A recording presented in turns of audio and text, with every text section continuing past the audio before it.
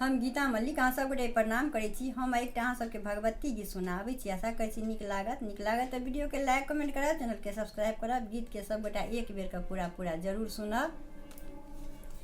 कभी दुर्गा बनी के कभी काली बनी के चली आना, मैया जी चली आना।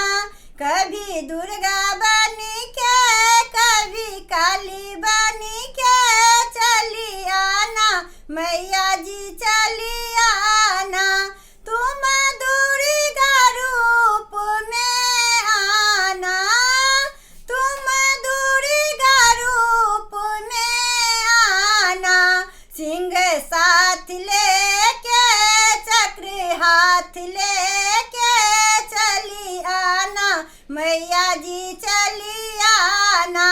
कभी दुर्गा बनी के कभी काली बनी के चली आना, मैया जी चली आना।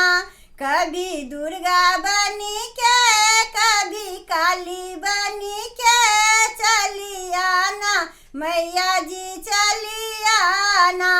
तुम काली रूप में आना, तुम काली रूप में आना।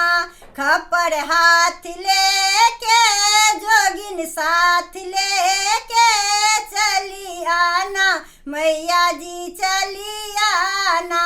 कभी दुर्गा बनी के कभी काली बनी के चली आना, मैया जी चली आना। कभी दुर्गा बनी के कभी काली बनी के चली आना, मैया जी चली आना। तुम शीतला रूप में आना, तुम शीतला रूप में आना। झाड़ू हाथ लेके कटहा साथ लेके चली आना, मैया जी चली आना।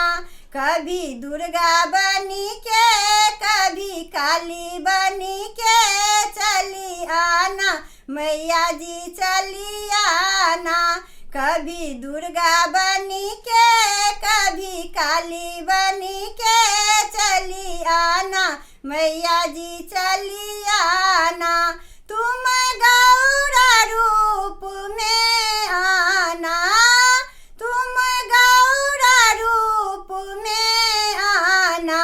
माला हाथ लेके गणपति साथ लेके चली आना, मैया जी चली आना।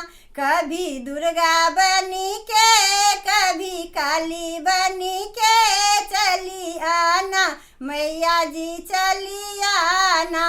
कभी दुर्गा बनी के कभी काली बनी के चली आना, मैया जी चली आना।